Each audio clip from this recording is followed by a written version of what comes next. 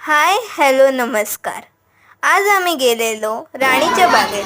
तिकडे विविध प्रकारचे प्राणी व पक्षी आम्ही बघितले.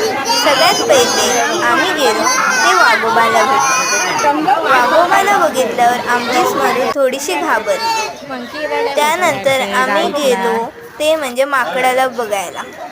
तर माकडाला बघून आमची स्मरू तर खूपच उड्या मारत होती. तिला ते ठिकाण खूपच जास्त आवडलं.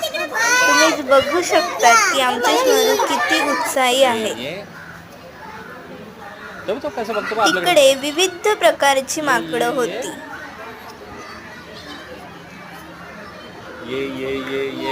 माकडांना बघून आमची स्मरू माकडांसारखी उड्या मारायला लागली. त्यानंतर आम्ही गेलो ते म्हणजे पेंग्विनला भेटायला. तर तिकडे पेंग्विनसाठी एक असं काचेची भिंत लावलेली, कारण की त्या पेंग्विनना थंडावा भेटावा. तिकडे बर्फावर त्यांना बसवलेले होते. त्यानंतर गेलो आम्ही थोडासा नाश्ता करायला. नाश्ता करण्यासाठी खूप छान असं कॅफे तिकडे अवेलेबल आहे.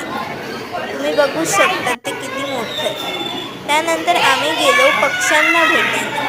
तिकडे विविध प्रकारचे पक्षी होते. ते बघून आमची स्मरू खूपच खुश झाली. प्रत्येक लहान मुलांना या राणीच्या बागेत नेलंच पाहिजे. त्यानंतर आम्ही गेलो ते म्हणजे क्रोकोडाईलला भेटायला. तिकडचं इंटेरियर इतकं छान होतं. तुम्ही बघू शकता किती छान प्रकारे त्या लोकांनी इकडचं इंटेरियर केलेलं आहे. असं वाटत होतं की आपण पाण्यावरच चालत आहे. तिकडे एक छोटासा धबधबा पण होता. आमच्या स्मरूला तर असं वाटत होतं की आपण पाण्यावरच चालत आहोत. हा उत्साहीपणा आता तुम्ही बघतच असाल. ती तिकडून हटतच नव्हती. त्यानंतर आम्ही गेलो पाण्यातील पक्षी पाहायला.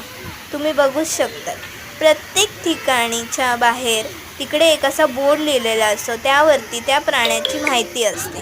ती तुम्ही वाचू शकता. त्यानंतर आम्ही गेलो आमच्या स्मरूच्या सगळ्यात आवडत्या ठिकाणी, ते म्हणजे गार्डन. आमच्या स्मरूला राणीच्या बागेत सगळ्यात जास्त आवडलं असेल ते म्हणजे गार्डन.